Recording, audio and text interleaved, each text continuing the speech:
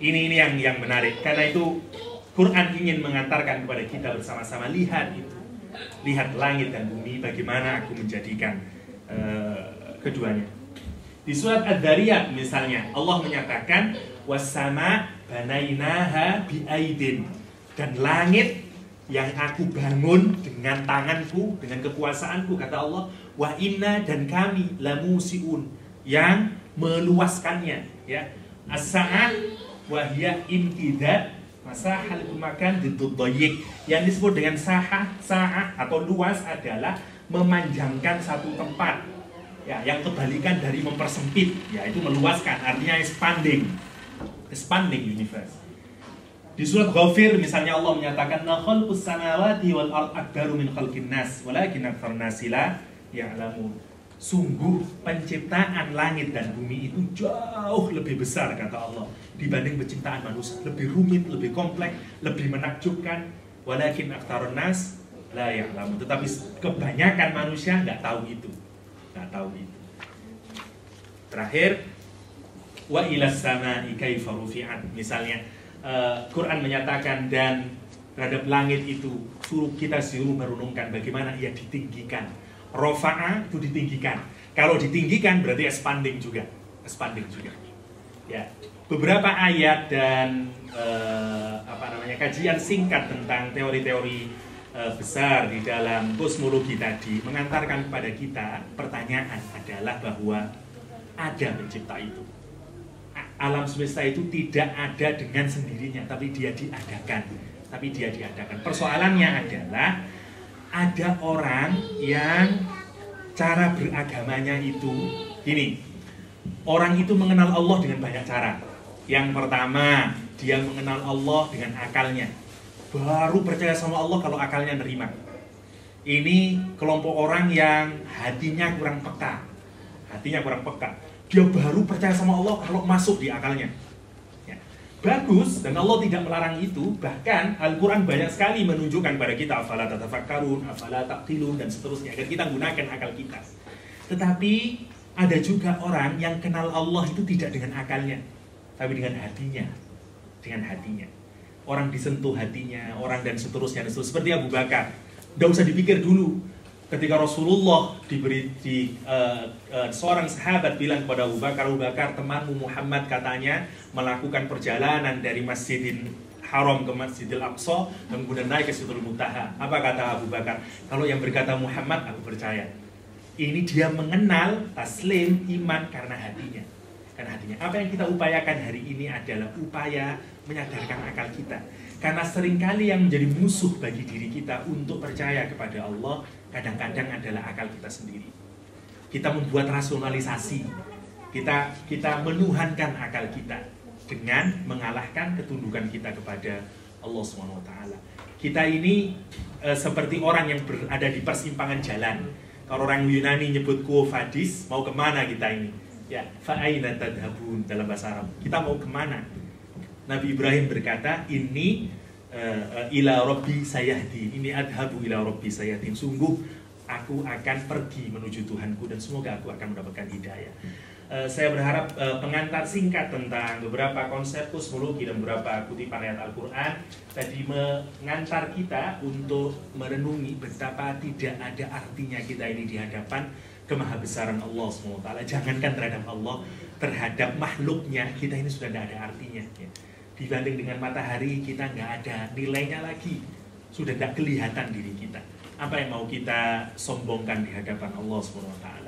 Tidak ada kata lain kecuali mari kita kembali kepada Allah, kita renungi diri kita, posisi kita di alam dunia, miliki hati itu, jadilah ulul albab yang selalu merenungi apapun saja di alam semesta, karena alam semesta itu sesungguhnya adalah ayatullah. Ini pengantar. Saya tidak tahu selanjutnya, mungkin saya ada beberapa, saya ambil dari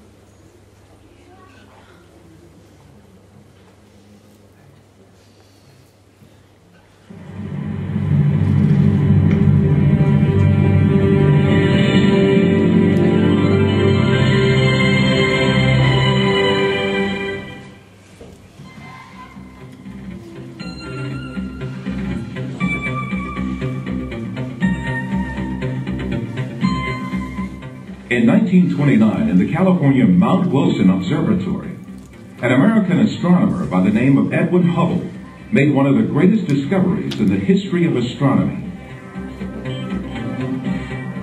While he observed the stars with a giant telescope, he found out that they emitted a reddish light depending on their distance. This meant that the stars were moving away from us.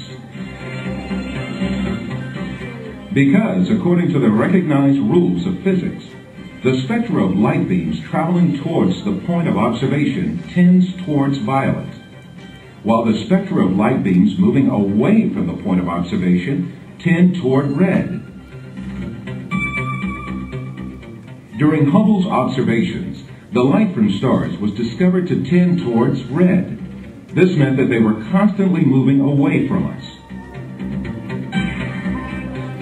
Before long, Hubble made another very important discovery.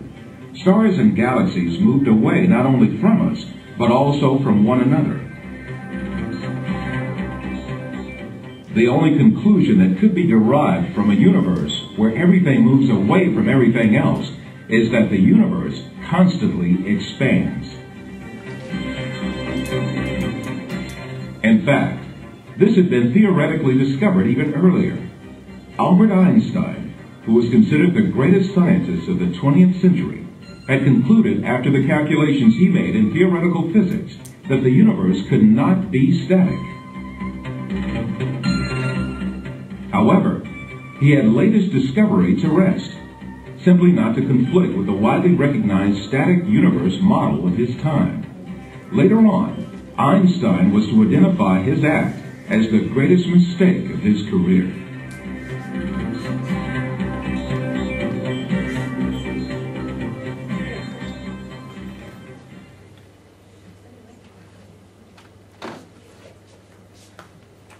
Satu lagi.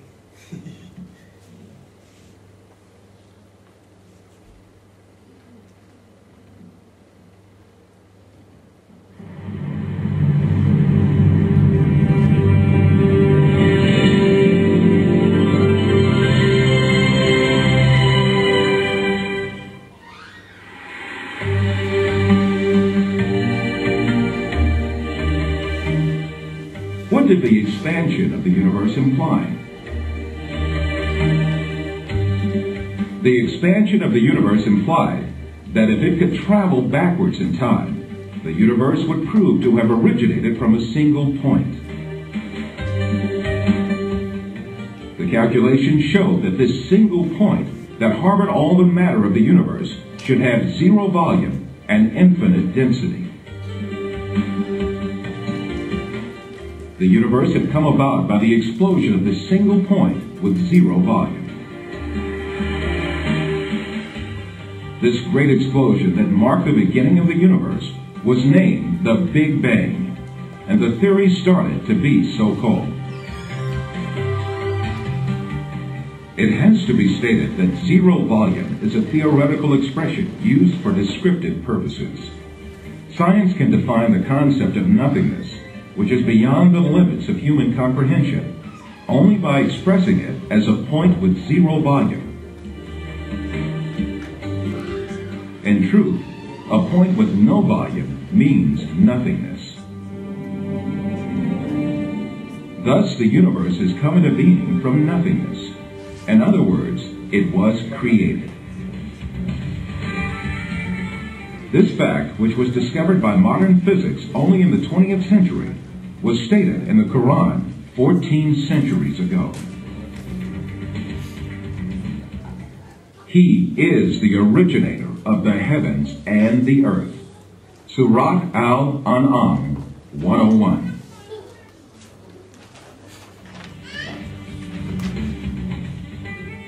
The Big Bang Theory showed that in the beginning, all the objects in the universe were of one piece and then were parted.